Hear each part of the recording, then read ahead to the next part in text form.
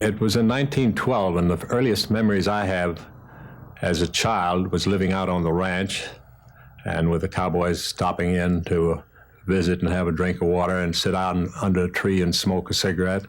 And they made little gadgets for myself and my brother out of corn stalks pinned together with little cedar pins, little geometrical toys, which I remember very exactly how they did them. And that was one of the things that I remember most acutely. My dad was a rancher, and my mother was just a housekeeper. And there was 7 children finally when the family was completed. We moved from the ranch into the city because my mother wanted us to get a schooling in the city rather than out in the country schools at the time. And that was the reason we moved to a little city named New Braunfels, which was principally Germanic in makeup.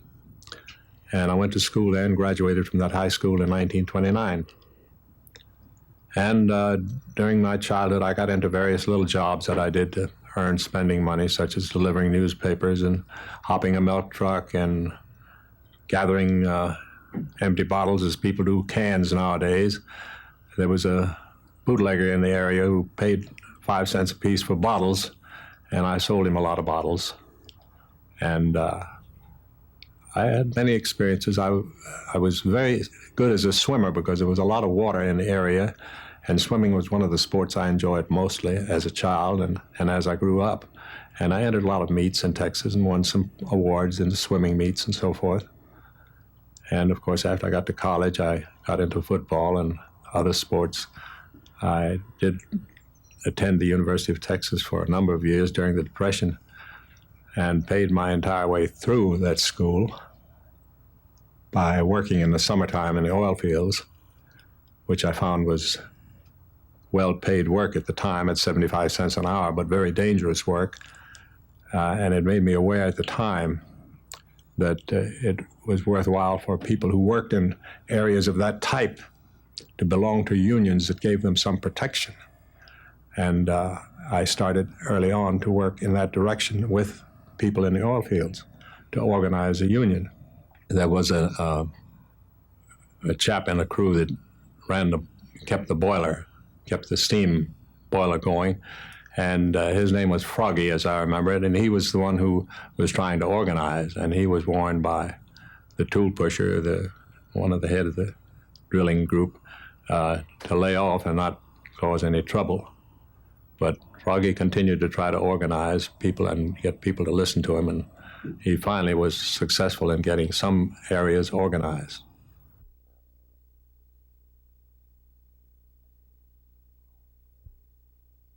The first play that I saw that truly impressed me, and I think it was probably the only professional play that I had ever seen, when I was in the 11th grade in high school, the teacher took us to see a play. It was Macbeth, which was done in a Mexican theater in San Antonio. And I wish I could remember the man who played Macbeth. Fritz Leiber was his name. It was a very impressive show, and I felt like I wanted to be a part of that kind of business. The first movies that I recall were pictures of Tom Mix, Yakima Canute, William Farnham, Dustin Farnham, all the old cowboys. I lived in a small town in New Braunfels, as I mentioned before, and the local theater was a rather small one, and they had a Mexican fellow who operated the projector, and I used to go down and help him clean up the house in the theater in the mornings, and then I'd stay up in the projection booth with him and rewind film, and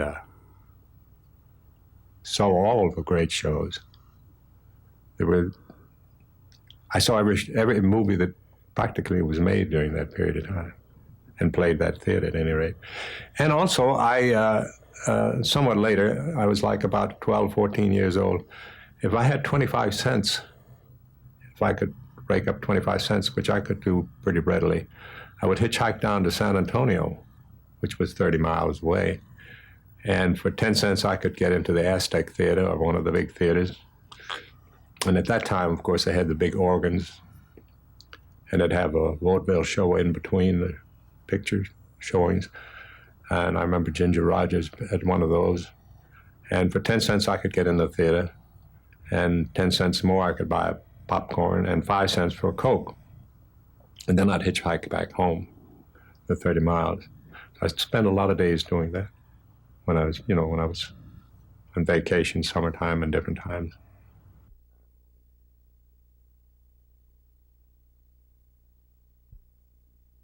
I was the second eldest in my family. There were 7 kids eventually. It was catch as catch can, I guess, for most of us. We were never a very tightly knit family, and it seems that every one of the youngsters that came along pretty much did his own thing. We still aren't a very tightly knit family. We correspond and keep touch from time to time, but not as most families do, family reunion type of thing. We've never done. My father was a carpenter and a contractor, and work, of course, after World War I and between the Depression was not too plentiful. So he worked off and on, and I worked as a helper to him whenever he had a contract. And so did my elder brother and some of the younger ones later on. It was always everybody sort of on his own, really.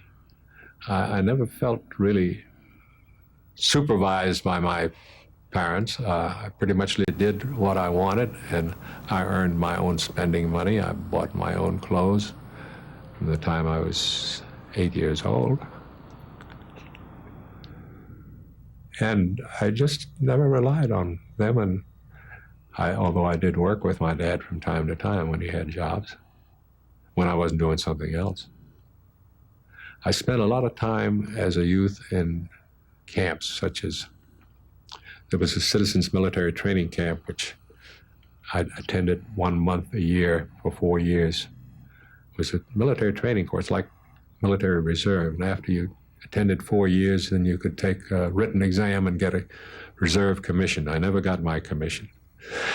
And I went to the National Guard camp because the CMTC paid nothing. There's free food and a uniform for 1 month, and a nice association with, young men and from all over the state of Texas. The National Guard, that paid $1 a day, and that camp was only for two months out in the summertime, so I made a number of those. And I also ended up during the Depression with 2 years in the CCC, which was one of the best things I think President Roosevelt did during that period. And it enabled me to save a little money so I could start college.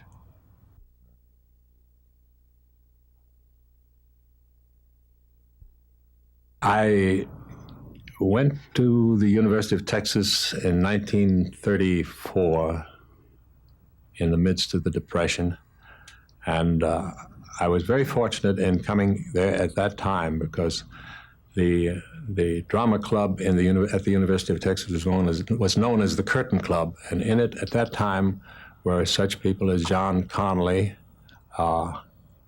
Eli Wallach, Zachary Scott, and his wife, Elaine Anderson, whom he later married, and also Ida Nell Brill, who married John Connolly. And we usually did an average of about 6 plays a year. And I did 3 the first year, and 4 the second year, and 5 the third year. Eli Wallach dropped out after the first year and went into acting in summer stock companies, and I think he took off from there to go to LA and New York, wherever it was. Many of the other people followed suit. John Connolly went to law school, quit the Curtain Club to go to law school. Zachary Scott finally and his wife ended up in New York working in the theater. And I finished college a bit after they did. I decided I wanted to go ahead with theater work, but there was not much of an opportunity, and wartime was on, and so I ended up in the service for a couple of years. And before I had dropped out of the school to get into service, I had been granted a Rockefeller scholarship to go to the Cleveland Playhouse, which at that time was a very prominent community theater. And so after I got out of service, I did activate my Rockefeller scholarship and went to the Cleveland Playhouse to study there and work with people like Ray Walston and others who were there at that time. I also at that time got my master's degree at Western Reserve, and then I returned to the University of Texas to teach there for a couple of years. I enjoyed teaching, but the salaries were terribly low. And when I had a chance to take over a little theater group in Raleigh, North Carolina, I left the teaching field to work in community theater, which I found very rewarding, but also a lot of hard work, because whatever you couldn't get people to volunteer to do, you had to do yourself. And I did 7 plays the first season and 2 in the summer period. And then I was offered a better job teaching at the University of Indiana. So I decided that I would go back to teaching, and because I found that being the lone operator of a theater was a hell of a job and took a lot of time and left you really, literally drained at the end of the season. So I went back to teaching at the University of Indiana, and I spent 3 years there. After 3 years at the University of Indiana, I was offered a job to go back to Austin, Texas, and teach and direct the Austin Civic Theater, which I accepted because it meant better pay and a chance to be back in Texas, where most of my family lived. I'd gotten married shortly after I got out of the university, and my wife served in the Army just as I did. I served in the Women's Army Corps. I served in the Air Force. And so we moved back to Texas, where we wanted to be, and our 2 children were born there. I directed Austin Civic Theater for 8 years and built it into a paying institution, and then we had a disastrous fire which completely destroyed the theater, which we had just finished paying off. And I decided I wanted to go on my own. I'd like to have my own theater, and Florida seemed an ideal place to go at the time. I worked at the Coconut Grove Theater there for 2 years as an actor and played in shows with Gypsy Rose Lee and Ed Begley, and one show in particular that was directed by one of the best directors in the business, George Abbott. And it was a play that was intended to go to Broadway, and I was cast in it with that in mind. But the play didn't do too well in Miami, so it did not go on to Broadway. That happened with several more productions that were done there. I did work in community theater there. I worked as a designer, and I got involved in motion pictures, which were becoming very much a part of the scene in Miami at the time, largely due to the fact that commercials, which were proliferating in New York and different areas, were being shot in Florida in the wintertime because of the weather. And of course, the crews loved coming down there and having a vacation in Miami while they did a few commercials. And I became associated with all the people that were working in the commercials, and found how necessary it was for us to belong to the Screen Actors Guild, as most of the people who came down from New York to work in those commercials. So I became a member of the Screen Actors Guild in 1959, and immediately started working for the Guild to improve the lot of the actor in Miami, primarily.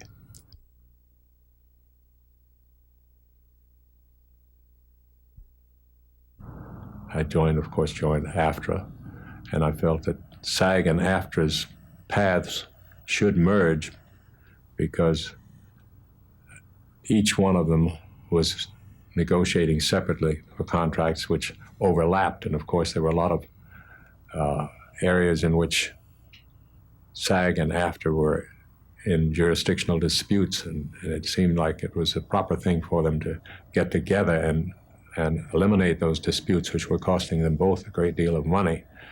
And that was part of my objective in working with being a member of the National Board of AFTRA as well as of SAG.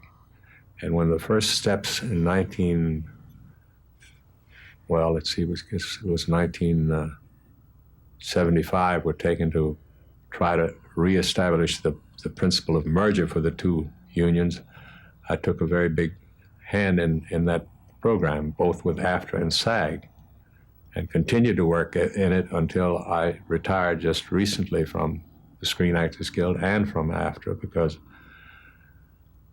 I was unable physically to keep up the work that I was doing for both groups. I didn't feel like I could do it as well as I should.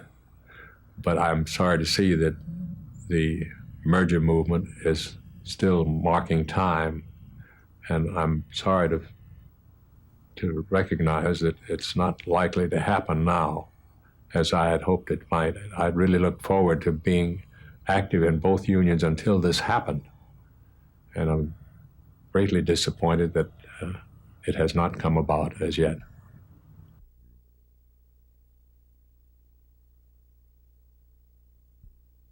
At the time I joined the Guild, there was no Florida branch. There were only members down there who belonged to the general membership.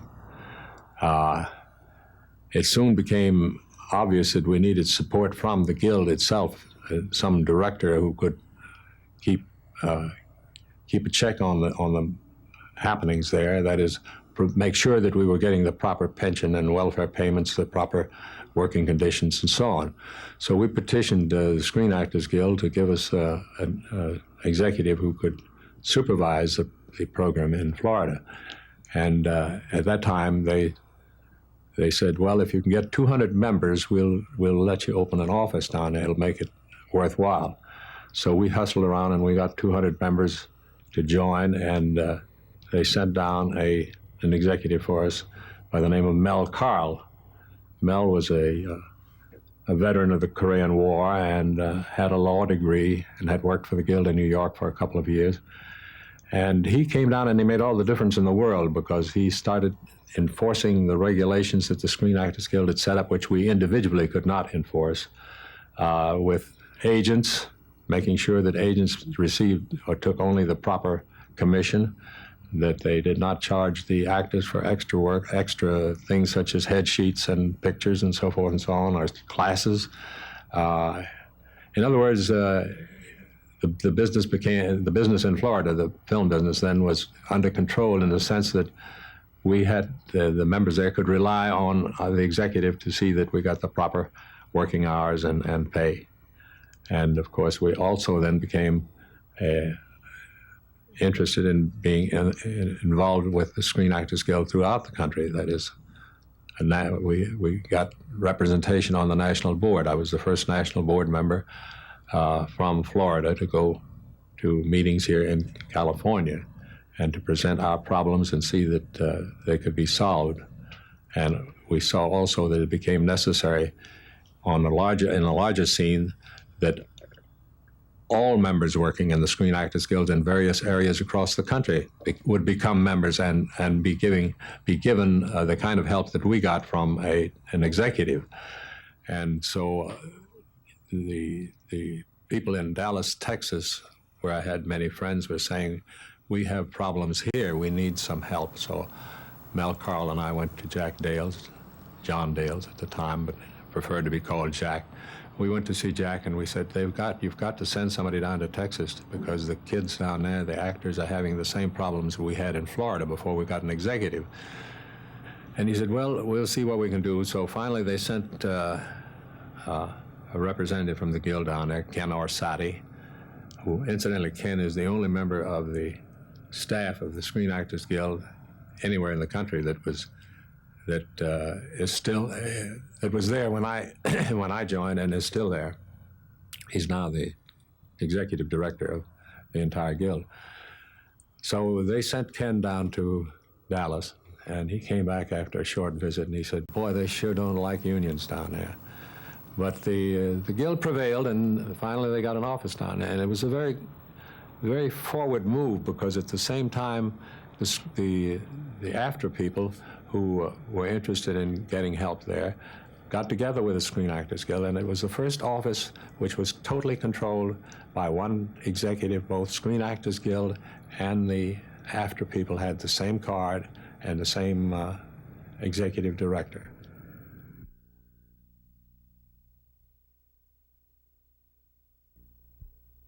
The McCarthy era really did not affect filming in Florida to any extent that I am aware of.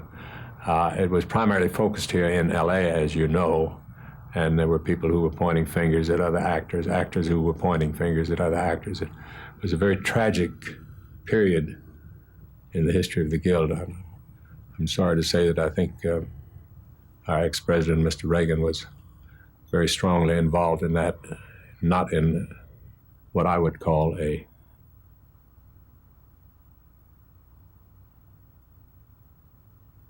not what I would call as, or refer to as, a pleasant way. I think it was a tragic period in the history of the United States and in entertainment business in particular. John Henry Falk, who was an old friend of mine, also got caught in that trap and was one of the few guys who stood up and fought him and won, only to find out that the people who had put him into disgrace were out of funds and had completely backed out of the business. I am sorry to note, too, that AFTRA did not support him at the time. The Guild also did not support its people as they should have. And many of them have just recently been able to reestablish their old connections in the business. John Randolph being one person in particular that I recall was blacklisted and had a very difficult time for many years, but has recently been working very regularly in films.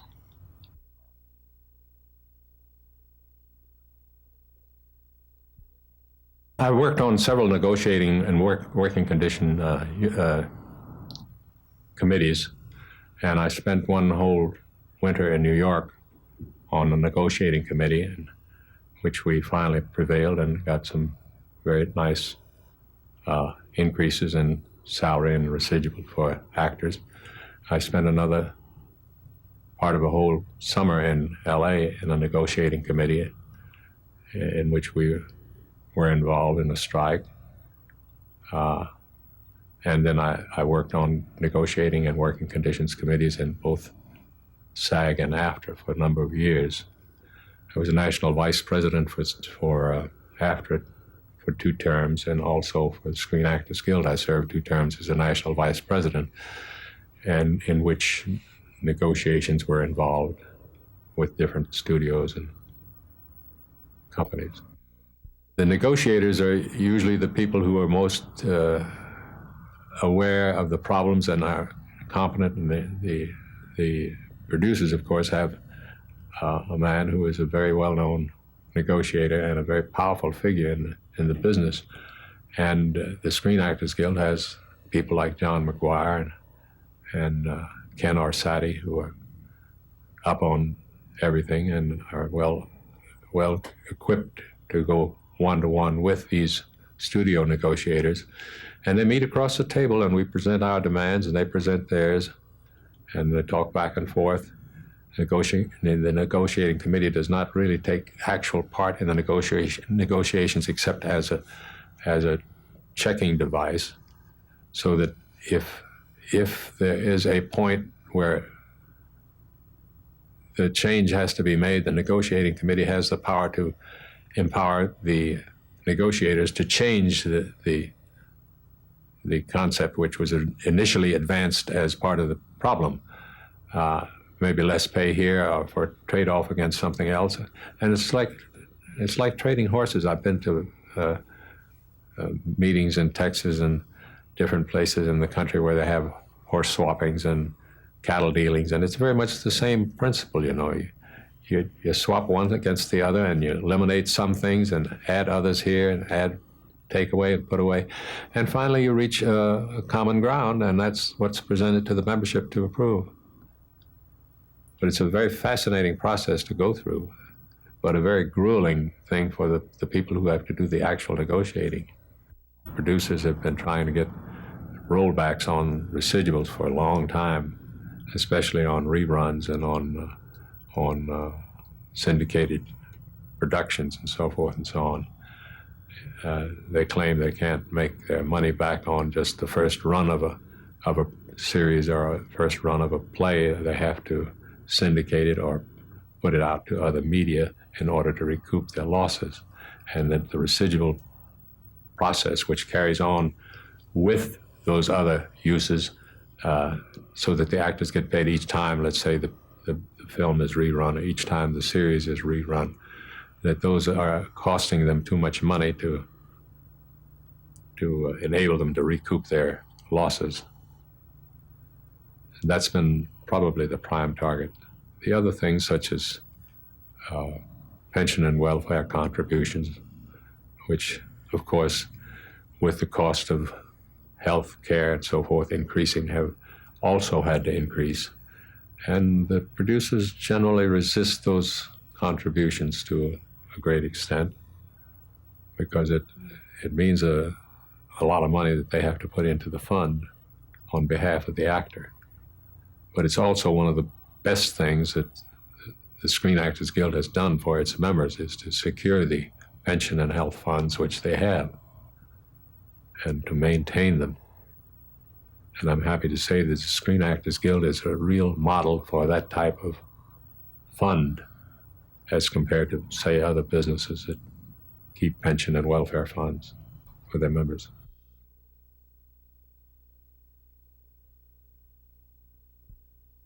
There were very few national board members representing the Guild from across the country. When I first came to the Guild, the first meeting I attended at the national board meeting, when George Chandler was president, George was a very abrupt sort of character and kind of funny in many respects. And I remember the first meeting I attended in the old Guild building out on the old Guild. The street was Hollywood Boulevard, wasn't it? No. I forgot where it was. Anyway, the first meeting I attended, George was in the chair, and I made some kind of a motion and got up to speak. And I had uttered only 3 words when George said, "You're out of order." So I sat down. But they just weren't very receptive at that time of members from different areas of the United States being on the Guild board, because it was strictly a matter of LA and New York at the time. Later presidents were more receptive to national board members coming in from the various areas in the States, because they felt that it really enhanced the strength of the Guild, which it certainly did. And there was those of us in Florida, particularly myself and Bruce McLaughlin, who was a national board member along with me, who worked full time whenever we were in California to get membership up in the Guild, and to get various areas in the United States that had a collection of members the support of a director from the Guild itself, such as we had in Florida. And the fact that the Guild prospered from the fact that we had a strong director in Florida made it possible for us to get directors for many of the other areas in the United States that wanted help and needed help in order to maintain the position of the Guild in their areas. There was a lot of talk, of course, in LA as well as New York about runaway production. They were not too keen in LA about seeing prominent areas develop in the country where there would be a nucleus of Guild performers who would attract producers to come there rather than play there or stay in Hollywood. And anything outside of Hollywood and New York was considered runaway production, of course.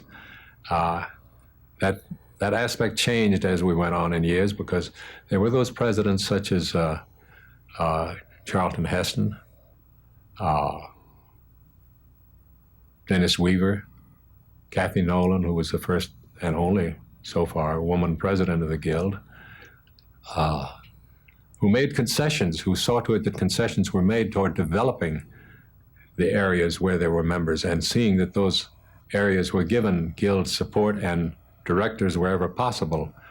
And it is considerable, there was a considerable movement from New York after a while to back the people from Florida and these other areas in establishing a stronger union throughout the United States.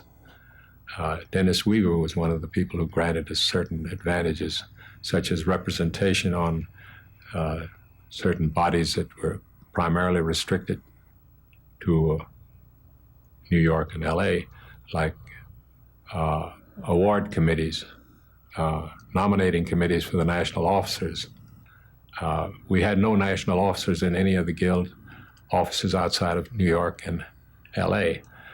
And I came out one summer to LA and got a number of petitions signed. I got enough petitions signed in order to run against one of the vice presidents from New York in the yearly election, the year of the election. There was no proviso that said you couldn't run against a New York office. So I ran, and I got a considerable number of votes, and it finally convinced some of the other Guild members or the board members that the Guild members other than New York and LA did deserve some recognition as national officers. And we finally got around to getting national vice presidents, so that we have now a national vice president of Florida, have a national vice president in Chicago, and one in San Francisco, and one floating vice president who serves from various other areas of the country from year to year. And every so often they re-elect and have a different, from a different area of the country, an additional vice president.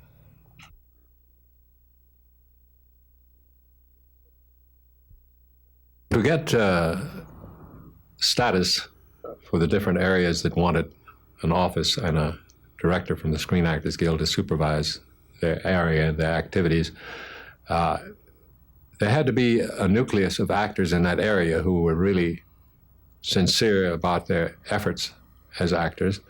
And whenever there were those, there were usually a leader among them, as for instance in New Mexico, which had a very strong young man by the name of Raleigh Gardenhire, who wanted membership in the Screen Actors Guild as a board member, and wanted an office there. And he was very persuasive, and we joined forces with him, and we finally did get an office in New Mexico. It was later closed because the membership dropped, and production there was at a standstill, more or less. So we lost that one, but that was the only one we've lost. But we got, of course, we got offices in Atlanta, in Nashville, that we succeeded in Texas, which finally got the two that we originally said you're going to have. They finally got the two offices, one in Dallas and one in Houston. We got an office in Utah now. We got one in Hawaii. We got one in Arizona, a well-functioning office there. So the work has been done, and it's been done largely because there were other members in the various groups who would join with those of us who were leading the fight for an office in those areas where they were needed. Others would join with us who had succeeded in getting an office and proved to the Guild that it was worthwhile to keep an office there. And so it has developed through a process of certain people pushing for it and getting help from everybody else to go along.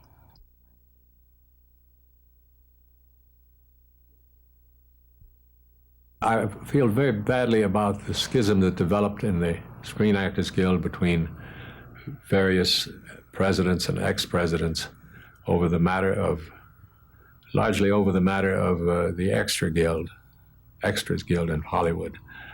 The extras in New York were a very strong group, and they were never Screen Extras Guild. They were members of the Screen Actors Guild, the extras in New York, and they always drew pay and residuals.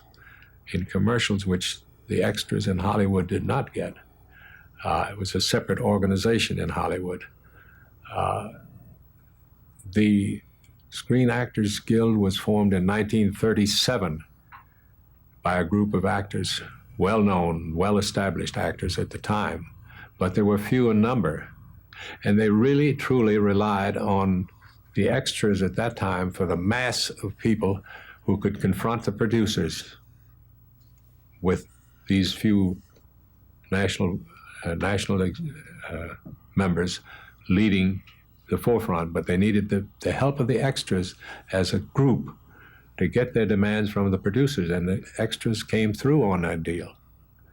Now, when the extras came to a tough time in their existence, the Guild was, those of us who knew felt that the Guild should come to their help, come to their aid. And it wasn't a question of making actors out of all extras.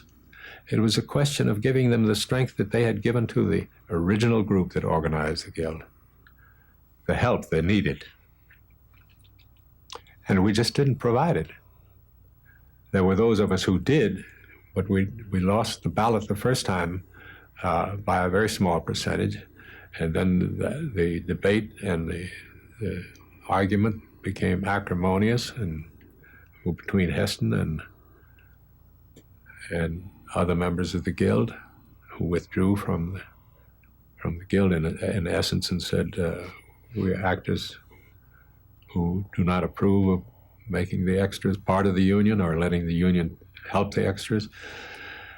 And it was the battle was lost the second time. And as you well know, the screen extras have gone down the drain.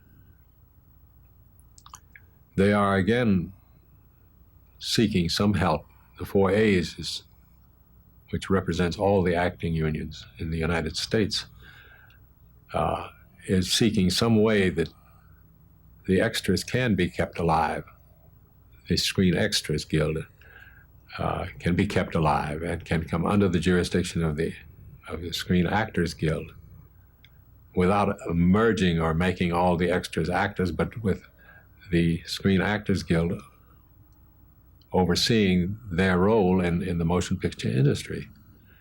The extras in New York still maintain the position which they had originally as being part of the Screen Actors Guild in the New York area. But some of the extra groups in the United States have gone into hands of other unions that raided them while the extras were having difficulties. The extra situation in Florida was different from most areas because the commercials being shot in Florida, the New York Extra Guild rules were applied to those people working extra in commercials, which meant that you got a much higher scale of pay as a New York extra, and because you also got reuse money for the commercials. That was the great factor in Florida that made the Guild prosper there. And it was only because New York had this control over the extras. When the Screen Extras Guild was formed in California, New York refused to go in with them. They wanted to keep their own extra guild in New York. And there were many people who made their yearly living out of working extra in New York because the extra pay was well above that paid in Hollywood.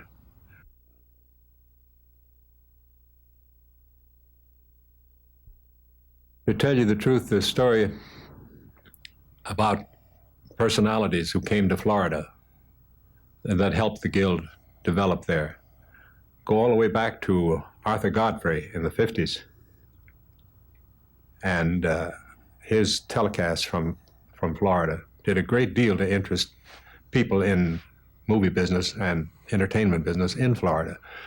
Gleason was lured to Florida by the offer of a lot of golf and open, clear sunshine and a free auditorium to do his show. And when he came there in '64, it was several years after the Guild had been established, had an office, and there were a great many people who went to work for his show and worked for a long time on his productions. There were 4 years of very hectic production, in Miami Beach. And the fact that Gleason was such a well-known star at the time did a great deal to publicize the area and make it an area to which to come to do a movie. And he did, as you know, after Ivan Tors came in, Jackie did a number of productions which were done at Ivan Tors' studio, several anyway. And there were other prominent directors such as Elliot Silverstein, who did a production in Florida early on and starred in it a young lady who became very well known in the business, Faye Dunaway. I went to work for the Jackie Gleason show when it came into Miami Beach, as a designer. I had a degree in costume design and went to work in the costume department as a designer. Ended up finally doing Jackie's costumes and Art Carney's costumes through the run of the 4 years that we did productions on Miami Beach. When they closed down the theater there, and Jackie did independently worked for any number of productions during the last 20 years of his life, he asked me to work with him as his sort of a road manager. He always needed somebody that he could feel like he could depend upon, and he felt that he could depend upon me to make his schedules and see that his wardrobe was taken care of in a proper way, that his schedule for shooting was in proper order, and take care of his calls and all the little chores that go with being sort of a road manager.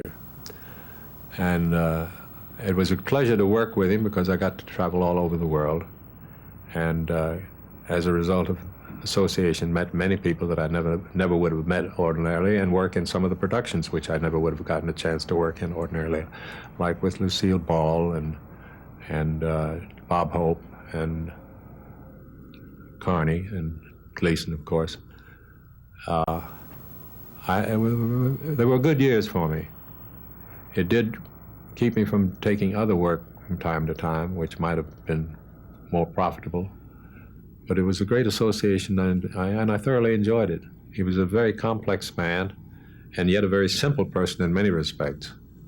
A very great talent, but self-destructive. And I'm sorry to say that he ended his period of life on this earth much sooner than he should have by continuing to violate all precepts of good health, smoking and drinking and eating. I think he never really got over his childhood trauma when his father deserted the family. The mother worked all day in the subway ticket counter. He sat at home alone for years.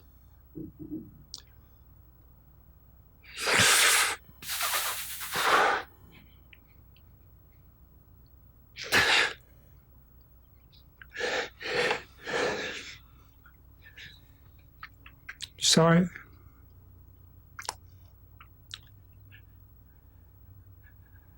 I get very physically and emotionally involved at this point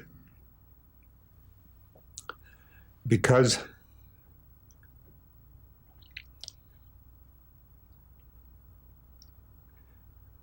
he would tell me, I saw those kids playing.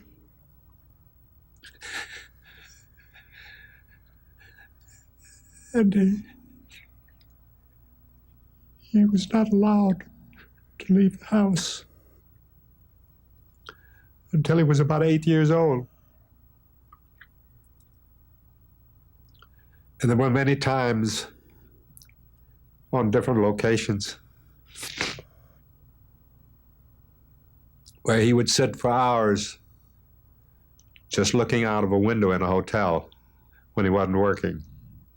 Just looking out of a window in a hotel, watching the traffic go by, or people walk by.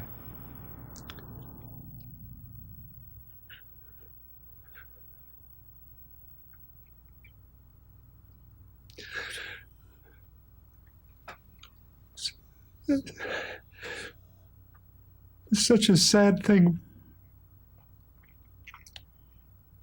for a man of such talent not to be able to utilize it fully throughout his life as he might have. There were so many times when he was working that he truly was not physically capable of doing his best work. And the drinking problem was always with him. He could maybe make it through the first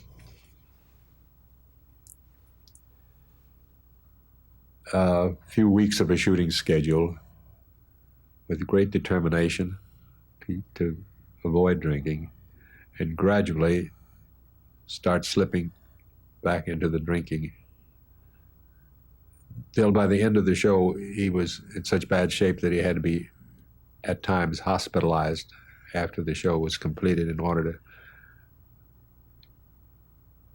get his health back. Hated him at times because he could be very demanding, but I thought he was a great talent and I admired him very much as such.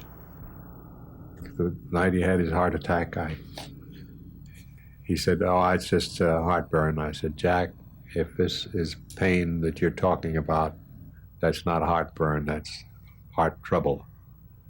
And it took me 2 hours to convince him that he should call a doctor, whom I finally called, and he came in and he put Jackie in the hospital right away. This was in Chicago while he was on a road tour for the Sly Fox.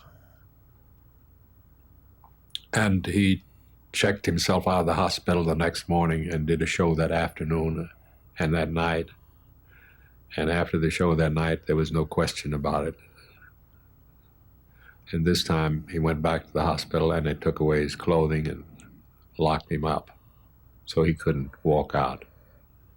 And 3 days later, they did the bypass. It saved his life, at least for the time being.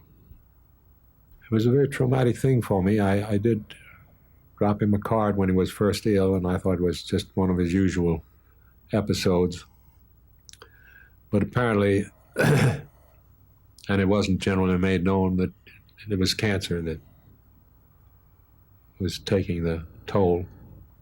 It wasn't generally made known, so I never really saw him again.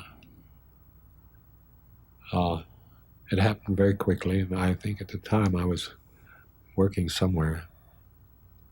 And it was just in the back of my mind because he'd been in the hospital a number of times and nothing had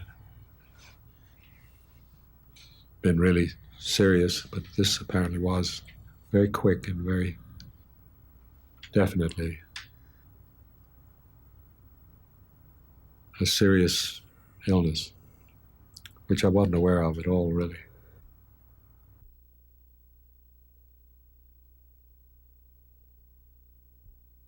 I did want to say that I enjoyed directing more than I did anything, except it was a very enervating job. In a college, every member on the staff wants to be a director. And I don't care how many professors there are and what their expertise is, they all want to direct a show. And so the jobs are parceled out through the school year. This year you get to direct one, maybe next year you get to direct two.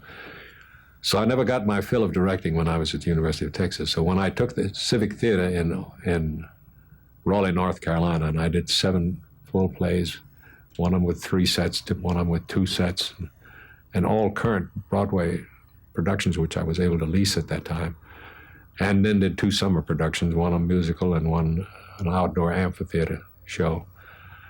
I got more directing than I, really wanted. So when I went to the University of Indiana, I did my 1 show a year, and I did the Shakespeare. I did Macbeth, and I did King Lear,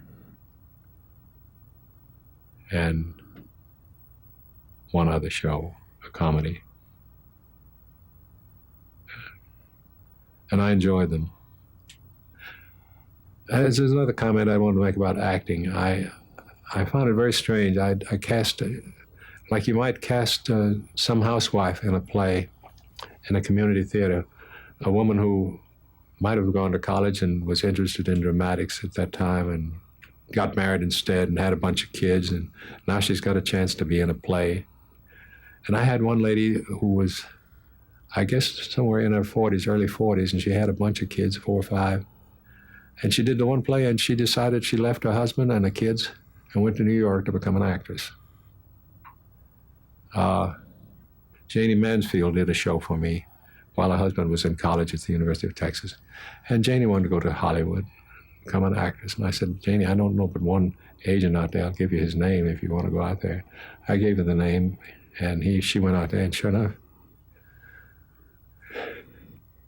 she practically did it overnight. I had a girl who was a music major in New York, I'm sorry. I had a girl who was a music major that did a part in a Shakespearean play for me, The Lear, who was in her last year of getting her PhD in music. And she decided she'd quit the university and go to New York to become an actress, just on the strength of doing one play. Fantastic. What a grab. What a grab it puts on some people to do this kind of work. And I guess I was one of them too. I guess I got the bug like some of those people. I really didn't desert my family though.